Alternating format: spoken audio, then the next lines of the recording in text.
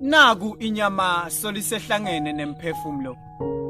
Sibonga yona ke impilo lesinayo noko siphile emhlabeni wetilingo.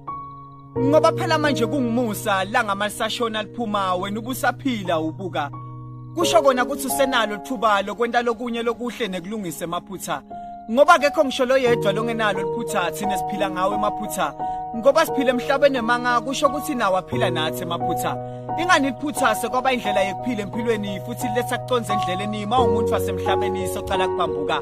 Ngoba kusasa uba nokuthi ngeke waphambuka ngoba konke sofuna ukukulungisa ngazo sekungalunga. Kepha kutawulunga kanjani uma wena usahluleka kuvuma ukuthi nawe unalo liphutha. Uhluleka kuvuma ukuthi unalo liphutha, uhluleka kubona ngisho la kakho liphutha kebhuki yange alabanye amaphutha. Kuya ngani ngokuba sonke siphila ngawo amaphutha. Mntaka baba kwakho vuma kusasa kutolunga.